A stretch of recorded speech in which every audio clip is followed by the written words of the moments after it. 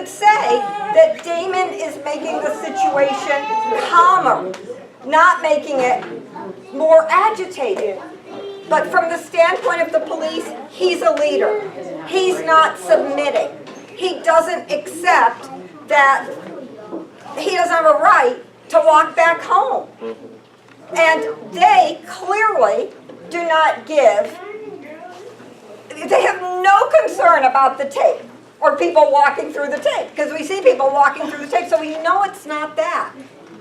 And I just think it's, I think Damon, in the end, he was maced, he was taken to the ground, he was cuffed, he was arrested, he was taken to the detention center, he was held there, he was made to go from there to the county jail. He was held for 4 days or so, and almost 5 days, and all of that because he was representing the joy of the community, the will of the community not to be subservient in the face of police violence and attack.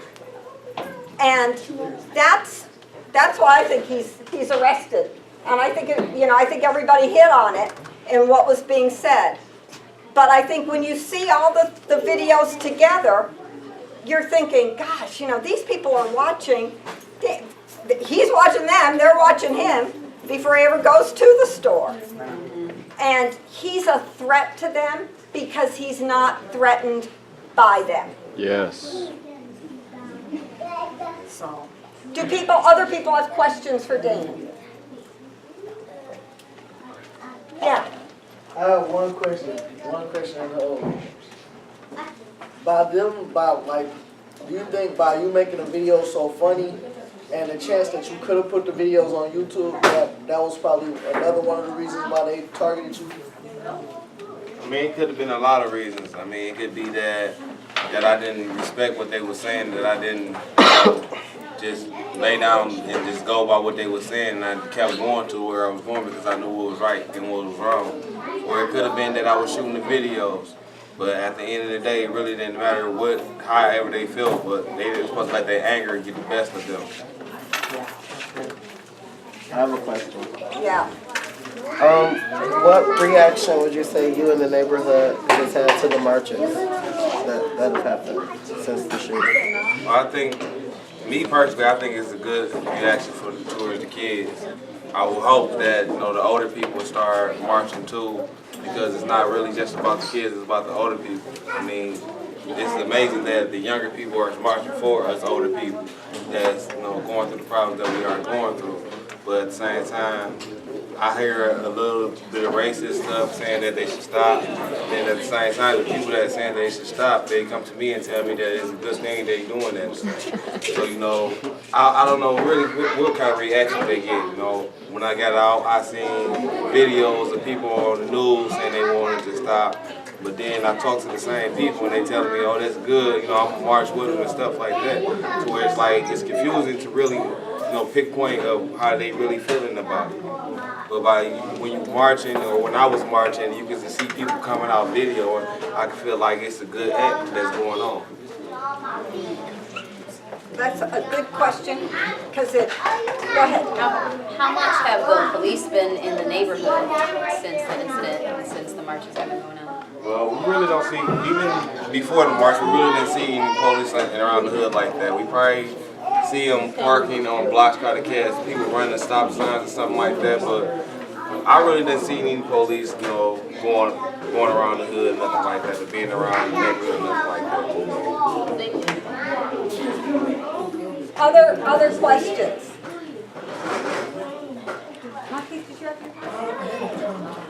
Okay. I wanted to agree with Damon just said, because there are people who do that, and they're people in particular that do that. And by that I mean I will hear every time you go into the store, once we first get there are people, I wish you guys would go away. They see our flyers and they're like, why are y'all still here? And they're talking this bogus stuff, with those same people, they might, like, you see them at, like, the victory rally at the end of the march. They're like, woo! And I'm like, are you serious? And it's like every day, like, the same thing occurs with the same particular people. And That old man. I feel like today's society is about popularity. And if it's not popular, change is not good for everybody. Everybody don't like change. They see something different that they ain't seen before. Everybody not gonna be with it until they see other people joining in and doing it like, well, he a cool guy and he doing this, well, why should I do it? Why am I against this? Most people don't even have a reason to be against it. They just want to stand out and say something, and it's crazy that the older people be the ones that saying it. It don't be the younger people like, oh, I'm not going to march. It be the younger people that want to march, riding their bikes in the march and all that. But it's crazy how the older people would bash them and say, okay, they not doing a good job. I understand if it was crackheads or drug addiction people that is out there trying to make something that's nothing. But these are young, intelligent kids that basically most of the ones that speak have more to say than I do, and the incident happened to me. Like the other day when we walked to the 9th precinct, they said so much stuff, it was like I didn't have nothing else to say. I couldn't say nothing, like they pushed all the points that I wanted to push. And I think older people should be behind that instead of bashing it. I feel like the police was wrong just to pull up and mess with somebody just because they was just recording or something, but they was wrong to take them to jail and Yeah. How do you feel like certain, like my mom and certain other people in the neighborhood have said that, okay, y'all marching against police violence, but what about black on black crime? How do you feel about that? Well, I mean, all of us going the same thing, black on black crime, the police violence. I feel like we all should stand for something. Even if it's black on black crime, white on white crime, Hispanic on Hispanic crime, we all should stand for something. If we don't stand for something, we're going to fall for anything. So regardless of what we marching for at that point in time, I think it shouldn't matter. Whether it's about gays or if it's about police brutality, or if it's about black on black crime or the drugs that's been sold in the hood. I feel like regardless of whatever the situation is that we marching about, it shouldn't matter. You should be happy that it's a positive thing, and they just not marching about getting naked or trying to wear short shorts or something like that. You know what I'm saying? I feel like you should be happy that these young kids growing up they marching. They not trying to wear short shorts or be fast and talk to the little boys. They all marching, having fun marching. Other people. Yeah. I just want to say this charge, they charged Damon with a 2-year felony for resisting and obstructing a police officer, and they lined up 3 cops to lie. They all claimed in their reports that he was inside the tape, contaminated the crime scene, refused to leave, was asked repeatedly to leave. I mean, it was an elaborate fantasy that clearly never happened, and that they got 3 different cops to line up and say the exact same thing. And it reminds me so much of Arnest Colvin. The cops beat him up, threatened him with his life, and then charged him with the same thing. 2-year felony, resisting and obstructing. In a certain way, it's a badge of honor, because it means you didn't eat shit. Or it's the accident of you're the one that the cops victimized and then they charged. And they charged Darnell with the same thing. 2-year felony, resisting and obstructing, for being shot. Well, I think it is that people don't stand up for what they feel is right. It's a whole lot of people getting locked up for things that they really haven't did. And they be sitting in there, and jail is not, I wouldn't wish jail on my worst enemy. Jail is not a nice place to be, and people don't get comfortable in jail. So when they come and just give them a cop or give them something to settle with, by them not wanting to be in jail, they settle with it so they can get out of jail. That's right. But at the same time, if they will fight for it and say, I didn't do that, I'm gonna fight for that. Then, if they have somebody behind them, like BAMN or something to stand for them, then they can beat it. But at the same time, we don't have good lawyers and stuff like that to where the best thing they tell us to do is settle for this and go ahead and get out when you haven't did nothing. Supreme Court. lawyer right here. Yeah, I totally agree with that. You took the words right out of my mouth. Because I was thinking like, if you fight with the same, if you fight the criminal charges with the same kind of leadership you took there, then you're gonna win. You know, like these charges are gonna be dropped. And I just wanted to say that what you did was 100% right. You were totally right. And my question was, you know, when you were, you know, when you were questioning the police and challenging them, I think that was 100% right. And I think, you know, you were definitely a leader to the community. And I was just wondering, like, what was going through your mind? Well, I was just thinking like, I'm trying to go home, you know, they had no reason to talk to me. They had no reason to say nothing to me because at the same time, one officer already told me, gave me the okay to walk around the table. So since I already got the okay to walk around the table, another officer didn't tell me that I'm going the wrong way. So I feel like they wasn't doing their job right or they wasn't following their rules right. Regardless of whatever cop they wanted to say was wrong, if the cop that told me to walk around the table was wrong, or the cop that said I shouldn't be around me was wrong, they should be doing their job better to where they know the rules and regulations of the table. So if it was that we can't stand around the table, then they should arrest everybody that was around the table, and not just one person. So I just really felt like, you know, I wasn't going to just stop because at the same time somebody told me I can go this way. And I didn't feel like I did anything wrong.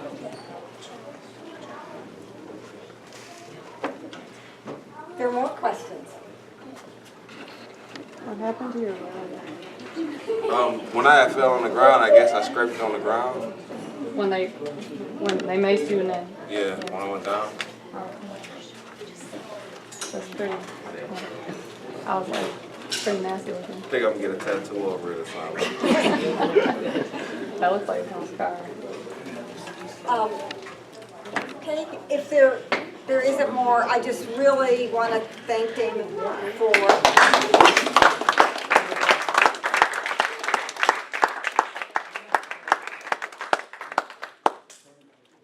and because we've just heard Damon's story, I want to make a motion to be voted on by this body that we call for the charges against Damon to be dropped. Amen. And that we call for, you know, the police who lied and conspired together to come up with this false story to be arrested and tried for that crime.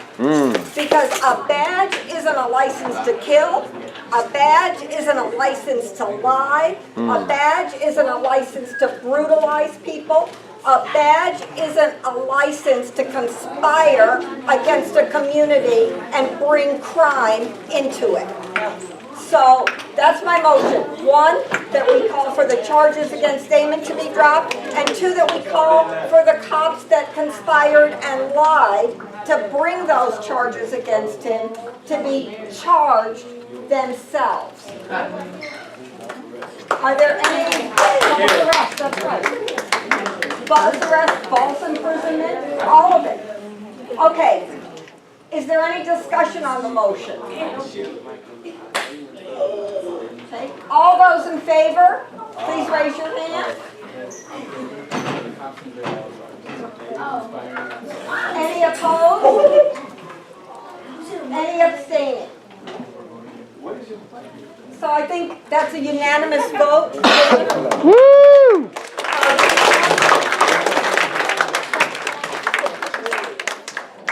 This is our first tribunal that we've been able to do on this. We hope that we know that we need to have more, and we hope that in the next one, Darnell and Dennis will be here to be able, that we will have gotten them out of jail, and that they'll be here to tell their side of the story. So, thank you, Damon, for leading the way.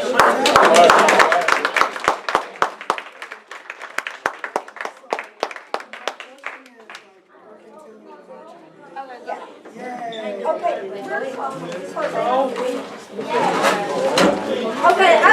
invite anyone who's been a part of the marches from the neighborhood who wants to speak about the marches to come forward. Brianna. Come on.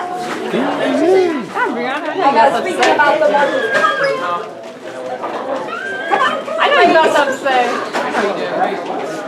Both of you, yeah. Okay, let's get over there.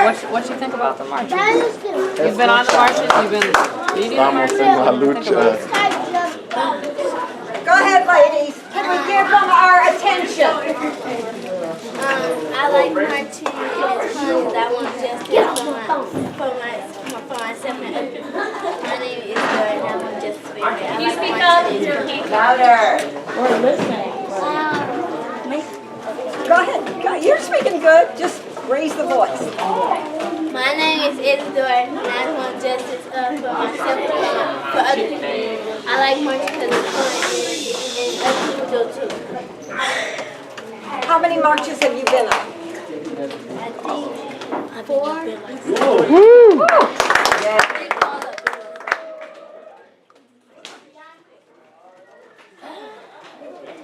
My name is Brianna and I've been marching for over like 3 or 4 times and marching is fun and it was fun to go to the police station and we had scared the police. Do you want to say more on that march? Okay. Go ahead. I just want to say that the march to the 9th precinct on Gratiot was really, really powerful and amazing. We had a lot of young people. We got a lot of honks from people in support. And like, once we got there, people gave their testimonies, their speeches, including a couple of the youth that spoke just now. And they had a lot of fun. And the police didn't retaliate against us. Like, so in all, it was really amazing. It was strong. It made a statement and it proved a lot because you don't see people marching in the streets of Detroit every day. Like, that's an amazing sight to see. And you know, we're standing up for something, and especially the youth, we stand for something. We're not letting ourselves be just like washed away by the oppression that the police is trying to do. And we're standing up against it, and we're fighting against it, and we're saying that this is not acceptable. And I appreciate that. And I just want to say thank you to all of the youth that's here now. And thank you for attending every single march. Thank you for attending the tribunal and the march. Okay, and while people are up there, You guys want to say something back there? does anybody else want to say anything about marching? I want to say something. I just want to thank all y'all young individuals that's marching and walk all the miles. No, I cannot do it 2 days in a row. I want to congratulate y'all and give y'all a round of applause.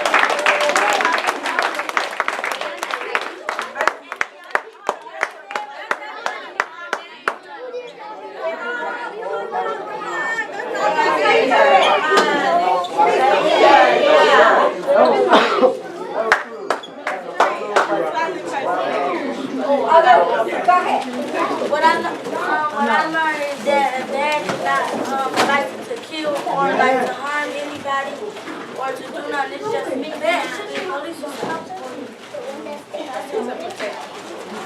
Jose, do you want to say more about the marches? And I think we probably need to take a vote here about whether we're going to continue to march and to build BAM in this area, in this neighborhood, and continue to march until Darnell and Dennis are free, till Damon has the charges dropped against him, until we can win justice for Darnell and Dennis. One of the reasons why they're charged with what they're charged is because if we beat those charges, they will be able to sue the police of the city of Detroit and The way the police get to cover up police brutality is by charging people falsely, so they won't be able to sue. But go ahead, Jose. Yeah, again, just repeating, kind of echoing what people have been saying. Just thank you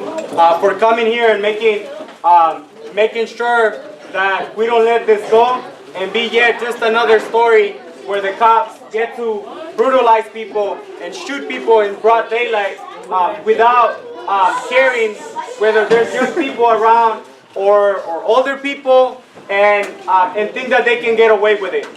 Because without the marches that we've been having, without every night young people coming out of their houses and joining either for one block or for the whole way, and going home really late at night and coming the next day in the morning to organize with us, then we wouldn't have gotten Damon out.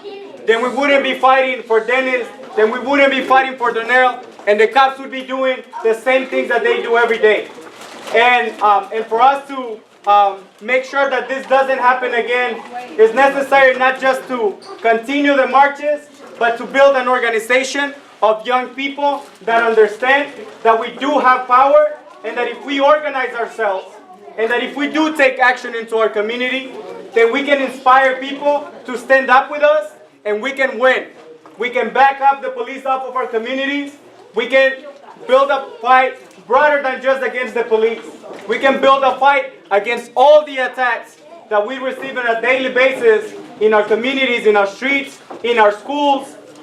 And we can make a fight to make these communities the kind of communities that we deserve, and that we should have, and that we're entitled to have, and not let the cops run our communities down more than they do. To change schools and scholarships for beatings and shootings, and we can do that if we can keep building up on what we have been doing on the basis of having youth take action and inspire people. Because in Ferguson in Missouri, the first people that came out, I'm pretty sure it wasn't old people. It was those young people showing their anger about the way that their friends and their family members have been beaten and killed by police in Missouri. And the same thing our BAMN members in LA doing right now in a fight against a man named Omar Abrigo, who was beaten to death literally by police just days before the Ferguson shooting. We know that what happening in Detroit, what's happening in Ferguson is something that is happening everywhere in the country. That as inequality grows and that as poverty grows, then the repression of the police become harsher. And they have either two options when all this is happening and people are losing their jobs and people are going into deeper poverty. Either they can open the doors of opportunities for everybody to walk through them, create more jobs, invest more money in schools, or they can do the other thing, which is to repress our communities, to terrorize our communities through violence. And what the people in Ferguson have done, and what we have been doing over this last week with every march, is that we don't accept that option. Yeah. That we want the first option. That we want to open up opportunities for everybody in this society to have the opportunity to be whatever they want to be, to live whatever they want to live, and be whoever they want to be. And the only way that we can do that is if we do it as an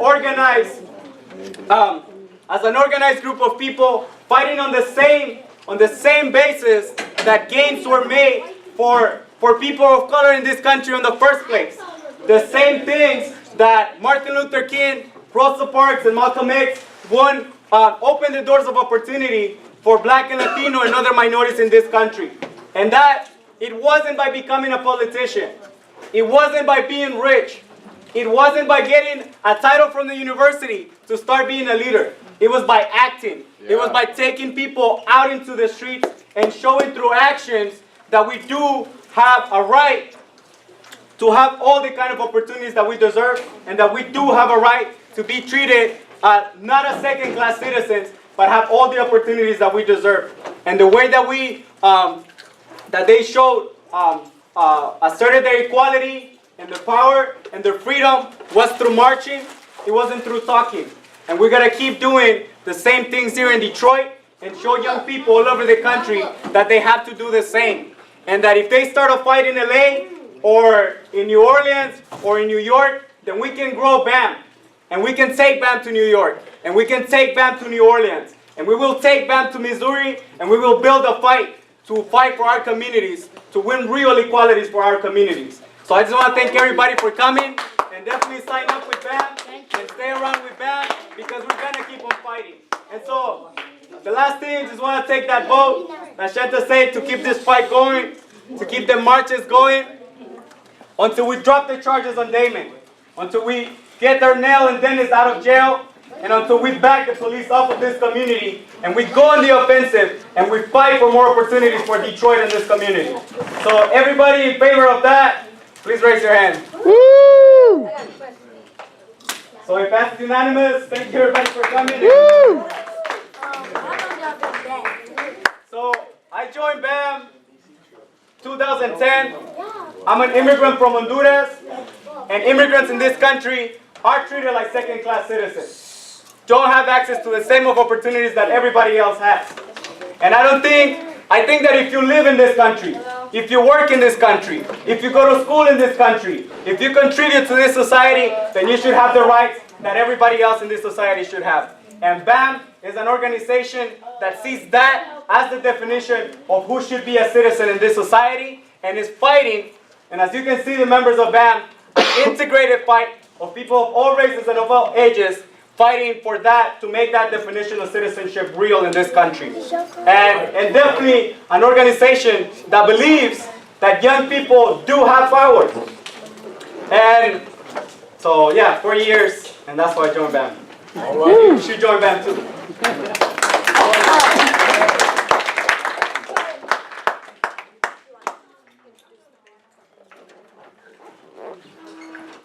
So, for people that wanted to know more about BAM, this is our BAM pledge to become a leader of the new civil rights and immigrant rights youth-led movement. And so I'm just going to start reading some of the points, but anybody who wants to help me read it, please jump on this. Number 1 is chapter 4. So number 1. Oh wait, you got a volunteer. Oh, we got a volunteer. Okay. Woo! You want to start with the first one? Okay. You want to say your name and you want to start? My name is Isidore. I pledge to lead mass action and build a new integrated, independent, youth-led civil rights, immigrant rights movement. I will fight to save Dr. King's dream for America because it is my dream as well. The new student and youth-led movements in California and elsewhere are in the forefront of leading the struggle to win immigrant rights, to stop the attacks on public education from pre-K college and restore affirmative action programs so that Latino or Black, Native American, and other underrepresented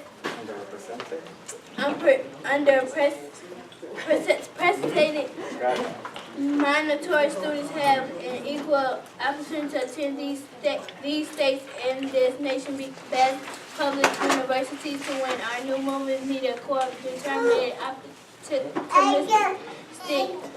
movement needed a core of determined optimistic young leaders who are prepared to lead in action and to learn from both their own experience and struggle and from America's two greatest and most successful leaders of mentality.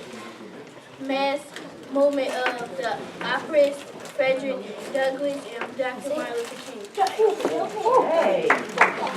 Who wants to read point 2? Oh, you want to wait till 2? I'll just read 2. I pledge to accept the challenge of becoming my generation's voice of freedom. I know this requires always speaking for and to the oppressed, telling the truth about racism and inequality, and expressing both the anger and the aspirations of our communities. I reject the popular, wrong, and dominant ideology of most of those who claim to support progressive reforms, that the only people who have the power to make and change history are the rich and powerful. Accepting this false assumption places the oppressed in the dead-end position of having no alternatives other than making moral appeals to the rich and powerful, or trying to find clever arguments to convince them that granting our demands will make it easier for them to exploit us.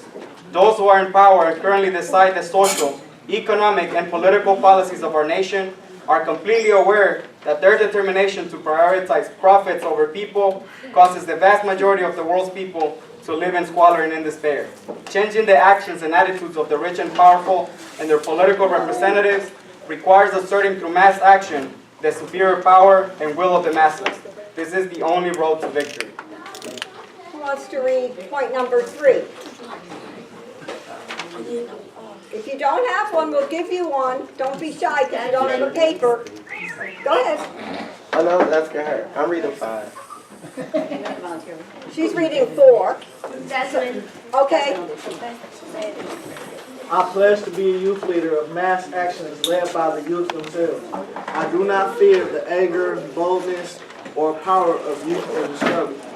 To those who criticize the legitimacy of walkouts or other youth-led mass actions by saying most of the students/youth cannot even say what they are fighting for, I say rest assured we are always fighting for dignity, equality, respect, and justice. We understand that actions speak louder than words. We judge leaders by what they do and not their ability to make great speeches which they never deliver on. Some of our greatest leaders are those who led in actions and fight to win. Oh, go ahead.